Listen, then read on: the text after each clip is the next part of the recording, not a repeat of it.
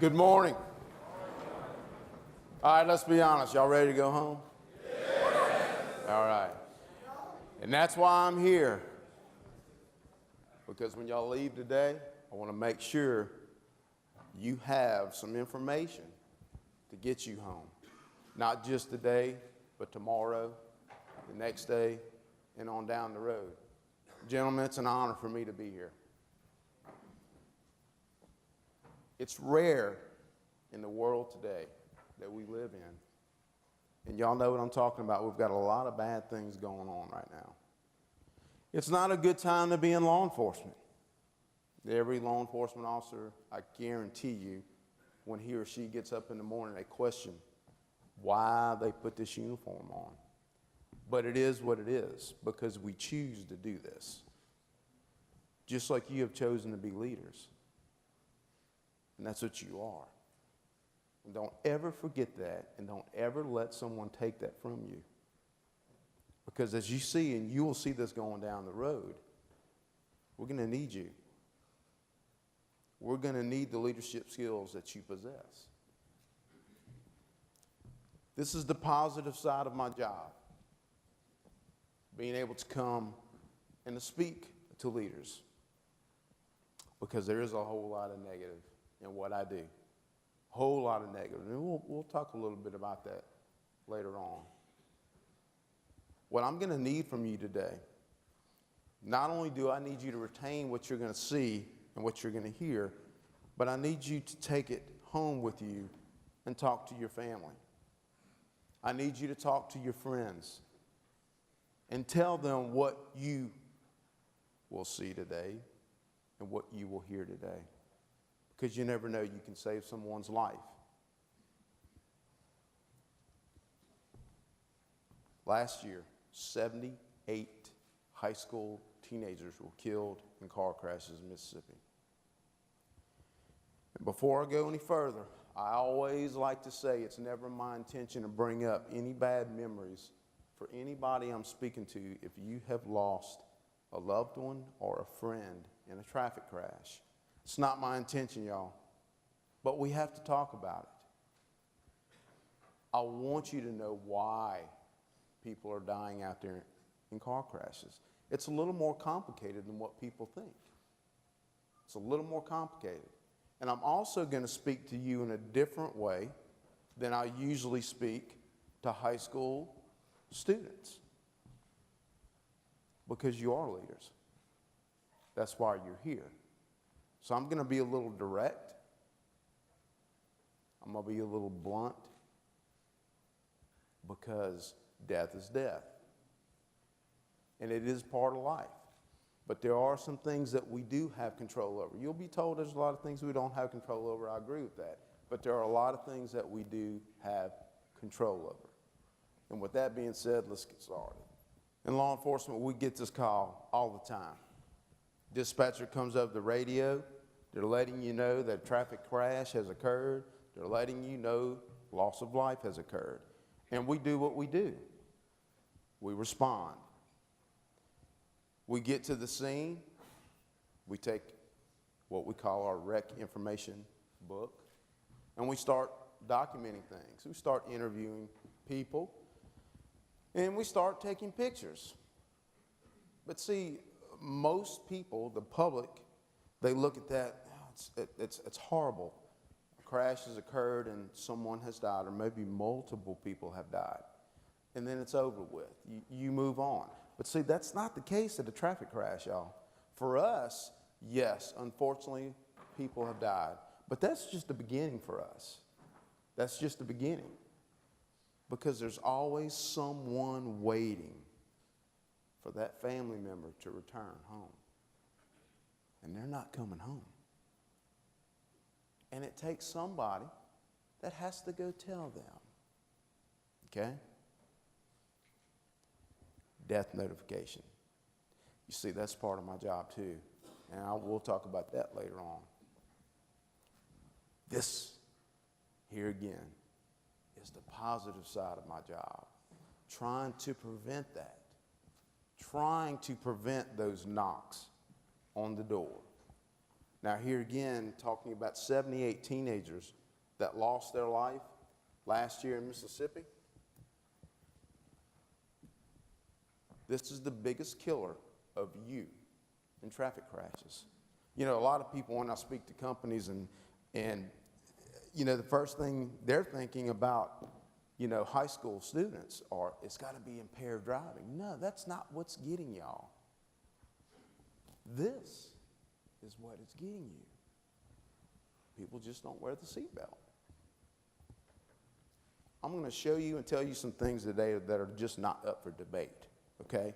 People have opinions. A lot of opinions out there, y'all. A lot of tombstones, too. In a high-speed rollover,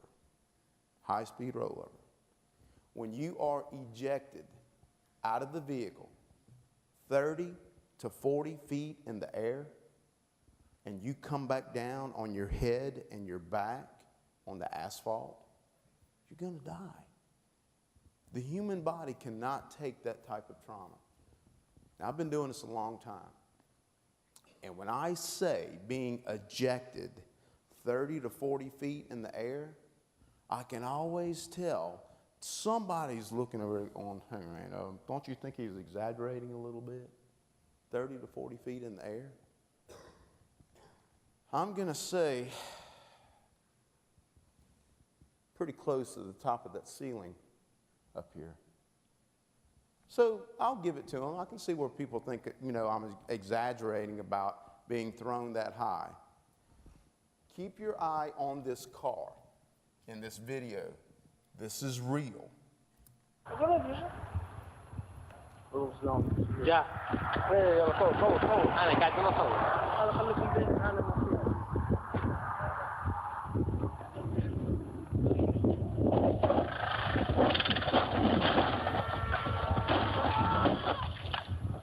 Watch when it freezes. Look at the height. We've had accident reconstructionists review this video, and they estimate that that vehicle was only traveling between 50 and 60 miles an hour. Only 50 to 60. Well, you see how far they were thrown. Imagine the car traveling 80. You see, that's what happens in a high-speed ejection. But now I want to bring something to your attention that a lot of people just don't think about. Oh, and by the way, from this point, I am speaking to everyone in this room. Everyone. Because you see, we can all be part of the problem, or we can all be part of the solution. A lot of people don't realize that just because you have your seatbelt on in a vehicle, it doesn't mean you're safe if someone else in the car is not buckled up. I'm going to ask you, and all I want to know is by a show of hands.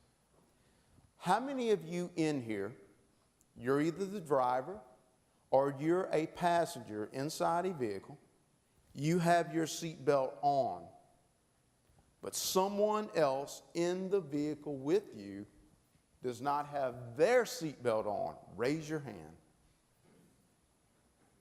Okay. Now, those of you who raised your hand, how many of those are your actual parents? Raise your hand. Let me tell you why that is. Because you see, I grew up in that era too. And back in the day, if the car even had a seatbelt, it was stuck underneath the seat, okay? So people just didn't have that mentality of putting a seatbelt on. Well, a lot of those people now are parents and their grandparents. But they don't realize what happens in a vehicle whenever you're driving or riding and you have your seatbelt on, but somebody else doesn't. Traveling in a vehicle 70 miles an hour, you have your seatbelt on. Vehicle comes to a stop. you're going to come to a stop too. It's not going to be pretty. It's not going to feel good. You will have a good-sized mark on you from that seatbelt, but you're going to come to a stop. You're in that vehicle traveling 70 miles an hour and the vehicle comes to a stop and you're not restrained. Your body is still traveling 70 miles an hour. And your body will come in contact with everything and everyone inside the car, possibly being ejected. See, people just don't think. And the reason why I know for sure people just don't think about that, probably it's been about 12 years ago. And I just, by the way, y'all, started my 17th year for the Highway Patrol. But it's been about 12 years. I was called to a crash on Highway 49 down on the coast. I get there. There's one vehicle. It's rolled over on its roof in the grass median in between the lanes of traffic. So I get out, and there is a lady, and she is laying on her back outside of the car in the grass, but she's being attended to by the EMTs, okay? They're working on her. It doesn't take long in this business whenever you get to a traffic crash and you see someone that's involved in a traffic crash, and if they're still alive, you can pretty much tell if they're going to remain alive. Number of ways you can do that. You can tell by their vital signs, looking at all the machines. You can tell how the EMTs are acting. You can tell just if they're really shaken up or if they're calm. So I walk up and I'm looking at her. Her eyes are open. She's staring up in the clouds. It was a beautiful day that day. Okay, well, that's a good sign. Look at her vital signs. Pretty good, pretty good. EMTs, they're working. Yeah, everything's fine. Really bad crash, but she's going to make it. But there was something going on that I didn't understand. There was a female EMT that was strapping the lady's feet down at the bottom of the stretcher. And she's crying. And I'm thinking, what in the world is she crying for? Now look, gentlemen, you got to keep in mind too, by this time in my career, I'm pretty desensitized. I got that thick, calloused skin, okay, just because of what all you see over and over. But I'm thinking, why is she crying? The lady's going to make it. And then all of a sudden I started thinking, I know what it is. This must be her first day on the job. It's got to be. And then I'm thinking, she's going to have a rough time in her career, because if this little crash is bothering her this bad, what is she going to do when she works a really bad crash? So I go back to my car and I get my camera, because, like I said earlier, we have to take pictures. And I'll walk up to the car, and I'm taking on, I'm walking around the car. Well, then I bend down to take one inside the car. And as I bend down and I look, I stand back up, I look back again, and I see the child restraint seat with a sheet draped over it. For some reason that morning, the mother was southbound on Highway 49. She lost control of her vehicle, causing the vehicle to go into the median and go into a roll. She did not have her seatbelt on. She wasn't ejected, but every time the car rolled, she was thrown on top of her daughter, over and over, crushing her. Now, I can tell you one thing that mother did not say that morning, as she carried that baby out to the car, like she did every morning, put the baby in the car seat, pulled the harness over and made the click. I can tell you for sure she did not look at her and say, honey, I love you, but today I'm going to take your life. Now, we all know she didn't say that, but that's what happened. How horrible. You go home today, the ones of you that raised your hand and someone is riding with you without a seatbelt on, I think you need to do a reevaluation of yourself and ask yourself, how much does your life mean to you? And then you need to tell them,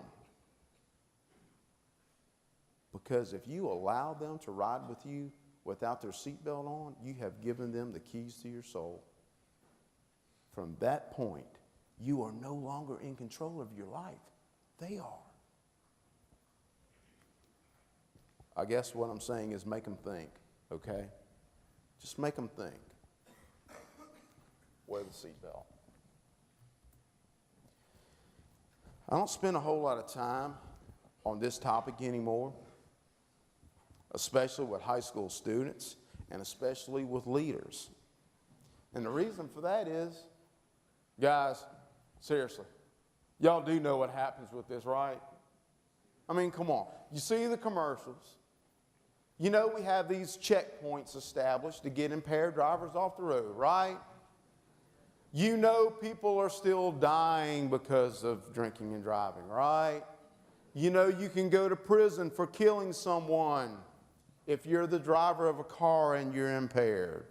So why would I keep pounding on that, telling everybody that? So I stopped doing that. But what I am going to do today is I'm going to ask a favor from you. I'm going to ask each and every one of you in this room today for a favor. You know, just like same favor you would ask of me if I pulled up behind you today with my blue lights on. Kind of along those same lines. And this is the favor that I need.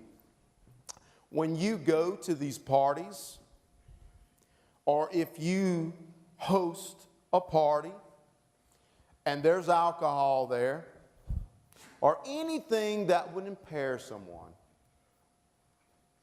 you host or you're there, alcohol's flowing, and someone comes up to you and they're like, "Hey man, did you see Jimmy over there?" "Yeah, I saw him." "Man, he must have started drinking about 5 o'clock this morning." "Yeah, I know, he's pretty bad off. And he drove his truck here today." "I saw that too." Somebody needs to go say something to him. "Not me. Man, you know how he is. He's hard-headed. He's not going to listen to me. Besides that, I've got too many things going on in my life. That's none of my business." Well, guess what? If that's the position you take, and you think it's none of your business, and you don't want to get involved, when they leave there and they kill themselves, or they kill someone that you might know, I need you to go make that death notification for me. I need you to go do it. Because you see, that's part of my job too. And then after you do it, you come back and you tell me which one's harder. To say, "Look, man, don't get mad at me. I'm not trying to get in your business. But man, your mom and dad's waiting for you back at home. Grandparents, your friends, somebody's always waiting. I just want to make sure you're going to make it home safe. Let me drive you. Let me get somebody to come get you." You think that's hard, y'all? Really? You go do this. You go knock on that door. And you watch when that door opens. And they're looking at you standing there. And then you're looking back at them and you watch the life run out of them. You watch the life run out of them. There's really nothing you have to say. Life's complicated. But we are masters of complicating it even more when we don't have to, y'all. All I ever wanted to do was work for the Highway Patrol. And like a lot of other law enforcement officers, I've been involved in a lot of bad things. I'm very lucky I'm standing here. Our patrol school is 23 weeks long. It's tough. A lot of that training has allowed me to be here. But I'll say it, man upstairs is the main reason why I'm still standing here. But what I want you to understand is there's no training, there's no training known to man that gets you prepared to go do a proper death notification. A proper death notification. You ever think about that? Proper death notification. I don't think there's such a thing. I have sat in my car during Christmas time, maybe about 5 or 6 years ago. Christmas time should be a good time. It always brings back bad memories for me. But I was sitting in my car in front of a house. Big picture window in the front of this house, y'all. You could see the Christmas tree there. And you could see the kids decorating a tree, okay? You can see the mom. You can see the wife decorating that tree. And guess what my job is? My job is I'm getting ready to go tell them that the father and the husband is not coming home. And I'm sitting in my car and I open that door and I have to close it because I'm not in that mindset yet. And when I say that mindset, I'm talking about a robot mode. That's what I have to do. Y'all probably know something about that. Sometimes we call it flipping the switch. You have to flip that switch to get yourself in a mindset to do something. Guys, it took me 4 times before I could actually get out of my car and go knock on that door. I've been to crash scenes like a lot of law enforcement officers, emergency services personnel, and I have seen things that a human being should not have to look at. Things so graphic. Here again, you can't even explain it. But it's never bothered me. I don't know if that's a good thing or a bad thing. I don't care how graphic it is. I don't care how bad it is. It just doesn't bother me. I've never gotten the slightest queasy feeling in my stomach. But I've been walking down a sidewalk to make it to a front door of a house, and I've had to stop because I was getting nauseous. Because you change people's lives when you make that knock. So here again, the favor I need from you is, you think it's that hard just to try to take care of your buddy, your friend, versus making that knock? I'll be glad to let you go make the next knock I have to make. I'll be glad to come pick you up and I'll let you do it, and you can tell me which one's harder. One of the biggest honors I have, other than being able to speak to our leaders, is I present to the military on a regular basis. I actually am traveling to different states now to speak to the military about traffic safety. And you know why?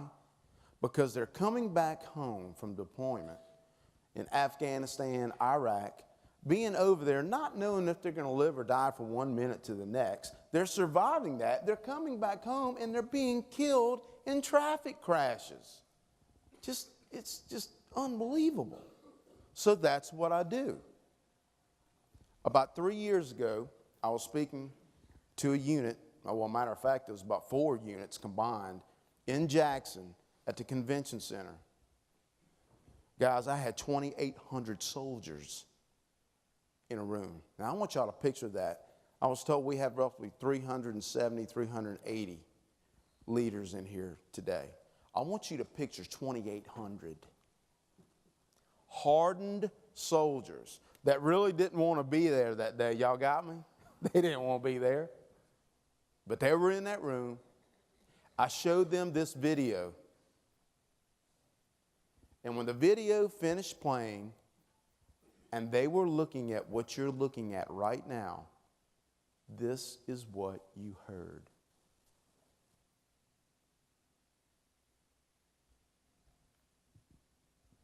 You know why it was so quiet? Because I don't care who you are. I don't care what you do. you're still human and you still hurt. You might not do it in front of your friends.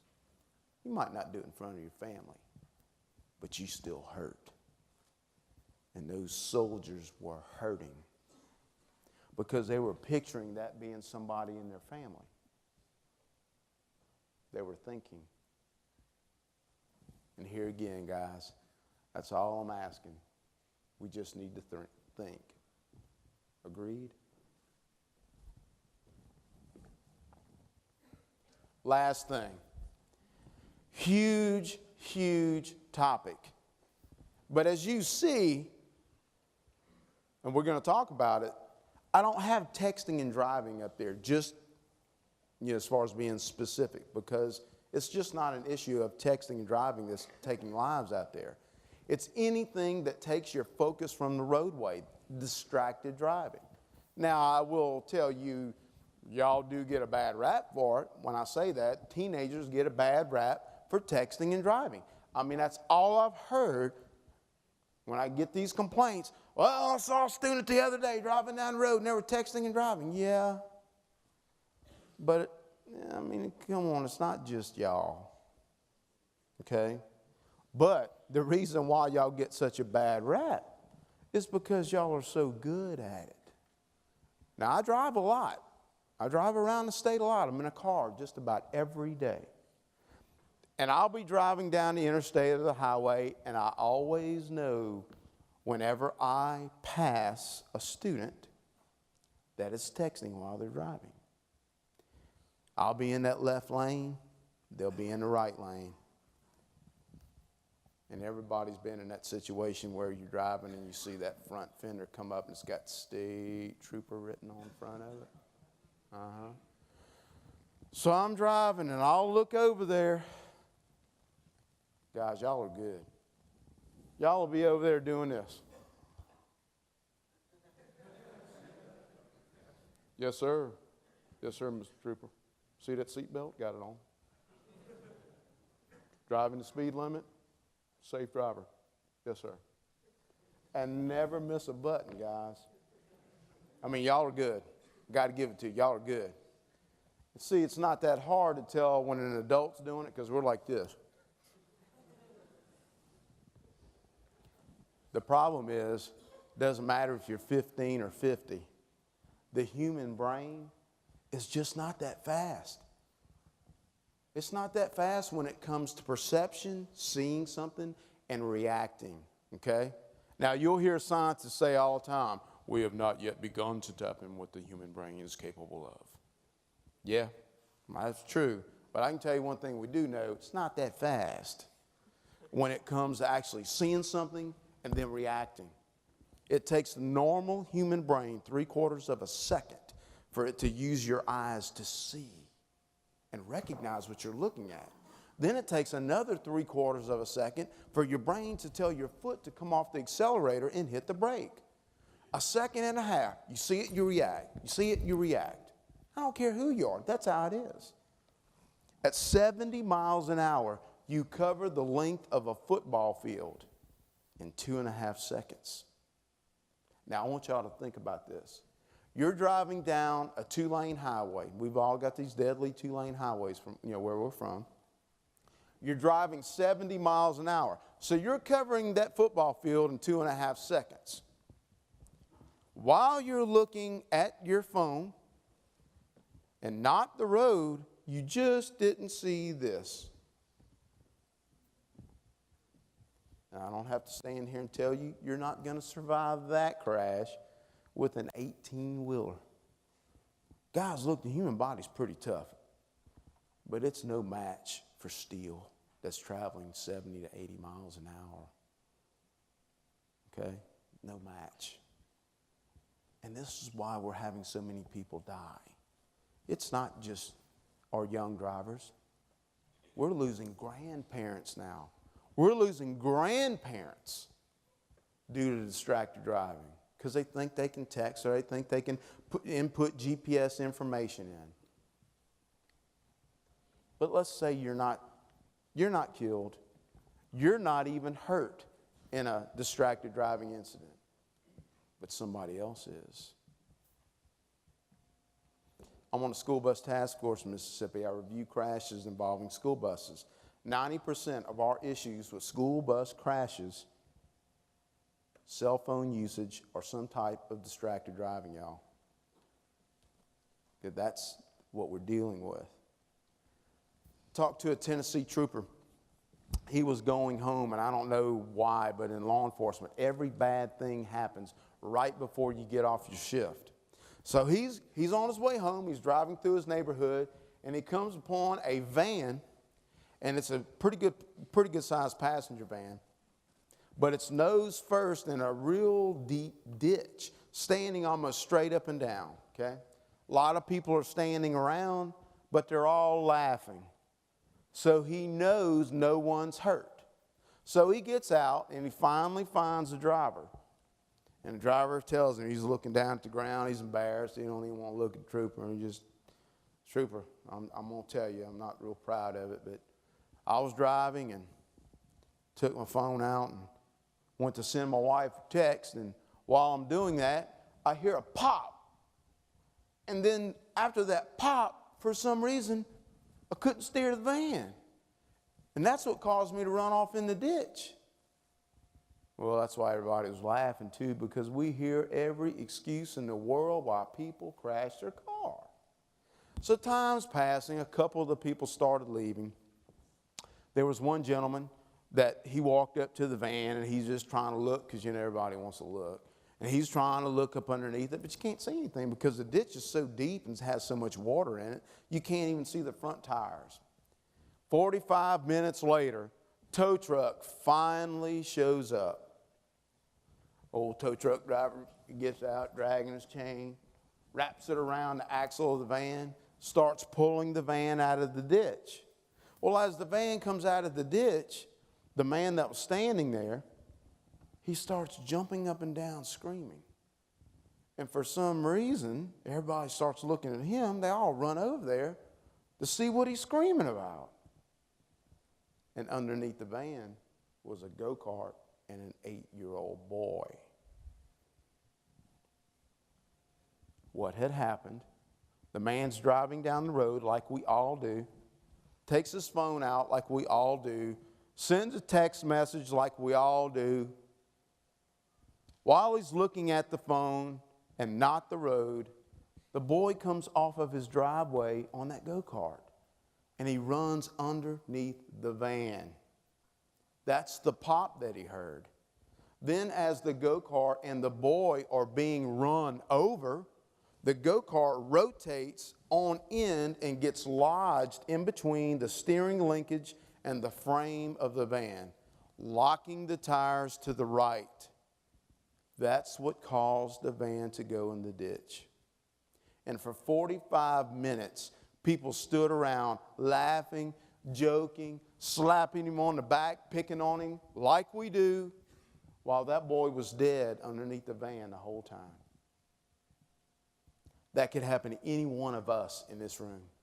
We could be doing everything right. We could have our seatbelt on. We can be obeying the posted speed limits, but have a tire blowout, have some type of equipment issue and run off the roadway into someone's driveway and hurt them or kill them. But you know what the difference is? The difference is from right now until the time they put that man in the ground, he will always ask himself, was that text worth that boy's life? It's that simple, y'all. It's that simple. A lot of people don't realize what actually happens in a traffic crash. You might have a F-250, F-350 dually. You might have a Hummer SUV. Guys, I'm just telling you, from what I've seen, it really doesn't matter what you're driving out there whenever it comes to a traffic crash. 30, get out of the road.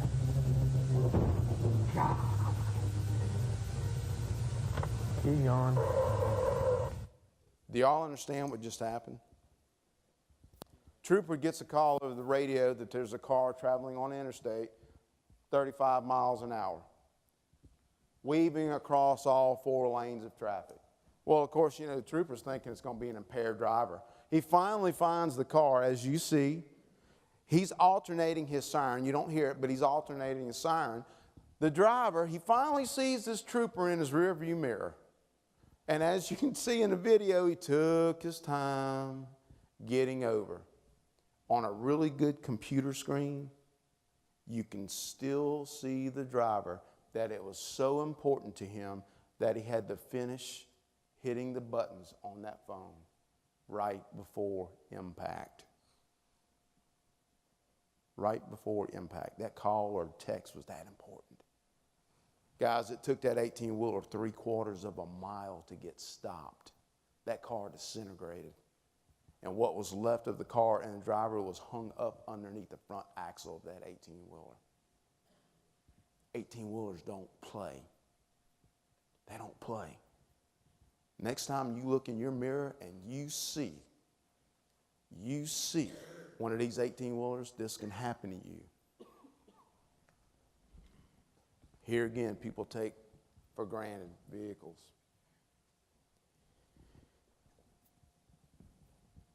Today, I'm going to pray that today doesn't start out and end like my day did last year.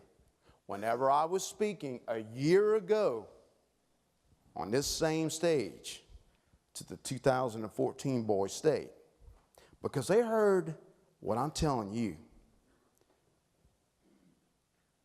This picture, this accident happened on my way home last year from the 2014 Boys State. Two things I want you to know about this crash. Anybody in here do your own mechanic work? Okay. I don't know if y'all can see it, but right in the center, that is the engine with the clutch, pressure plate, throwout bearing assembly that is hooked to the motor, okay? Well, if you know mechanics, you know the transmission is supposed to be hooked to all that. The transmission is down here. It tore the motor completely away from the transmission. In 17 years, this is the first crash that I have ever seen where, that's a Ford F-150, by the way, four-door. It was hit by a Dodge, that truck was white too. It was hit by a Dodge half-ton pickup in what we call a T-bone accident. Y'all got me? Here is this truck, it's sideways. The Dodge truck hits it in a T-bone accident. It made contact right behind the driver's side cab. Guys, first crash I've ever seen where when that truck made contact with that F-150, it traveled completely through the truck. Now, when I tell you that it traveled completely through the truck, it ran over that truck and continued on and then spun out in the ditch, basically cutting that truck in half. And by the way, the two 18-year-old drivers are still in there. They were killed on impact. Guys, you're going to be in a situation, or you've been in that situation before, and apparently you made the right decision because you're here. And that's what I need you to do, okay? I need you to keep making those good decisions because this is what we're dealing with. And death is not partial, okay?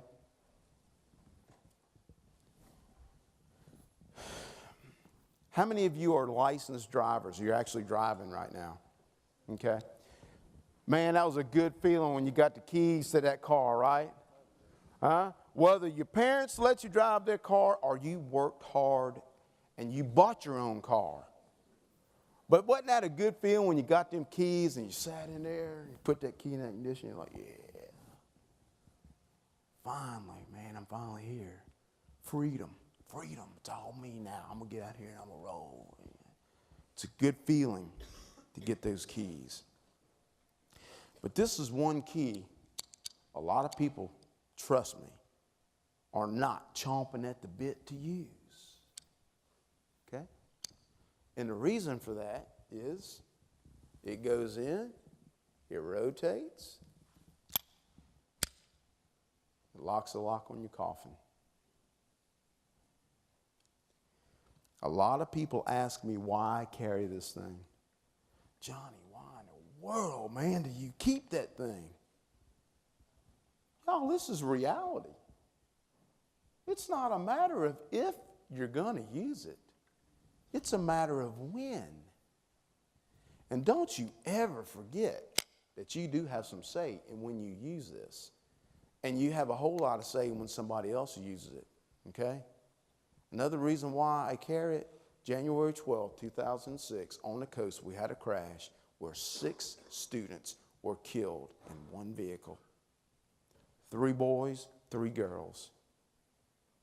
One of the girls was related to me. This key locked all 6 coffins. When the funeral director gave it to me, he said, yeah, Johnny, I want you to have it, because I asked for it. He said, you know, I had to order another one the other day because this one's worn out. Guys, it's got a hex head. What is supposed to be a hex head at the end, it's round. That'll tell you how many coffins that this key has locked.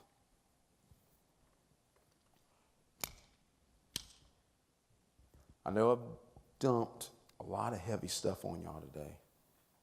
I know it's gloom and doom, but like I always say, it is what it is. But I did think about it. I'm like, God, man, every time somebody sees you, Johnny, they want to run from you. You know, being the messenger of death and everything and always bringing up really bad things. So I started thinking about it. I want y'all to understand something. Heard y'all had a little talent show last night. Heard we got some musicians in here. Raise your hand. Guitar players, raise your hand. Singers, raise your hand. Okay. All right. This band that's playing the bass, that's, by the way, that's the Hard Rock. And that band that's up there in that picture has been playing a long time. They're a good band. They're actually playing in front of about 4,000 people in this picture. Y'all actually know one of the players. You know that, did you? Y'all actually know one of them. Does he look familiar? Guys, I've been playing music for over 30 years. I love it. That's my out. I've been on some big stage, opened up for some big bands. That is my out when I'm out of this uniform. That's when I feel like I'm human. When I don't have to talk about this, okay? When I'm around my family and I'm around my friends, I am human too. But see, I have to make good decisions also. Because you'll never, you shouldn't, ever stop making good decisions. Never stop having goals until the time you use that key. Okay? Because the bottom line is, the end result, what we're asking from you is this. That's all we're asking. Don't you ever forget this past week. Don't ever forget it.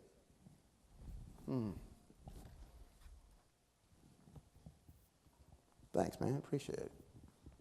Mike, dude, come on. Been a long time for me, but I do remember that day, okay? Here again, like I said a while ago, please don't forget this week. Please don't forget about why you're here and being picked. I've talked to the staff and American Legion staff. I can't thank y'all enough for having me here. This is the greatest for me. Guys, here's what I want. I want you to give yourself a round of applause for being leaders. Thank y'all very much. Guys, please be safe going home. Y'all promise? Future leaders, we need every one of y'all down the road. Okay? Thank y'all very much.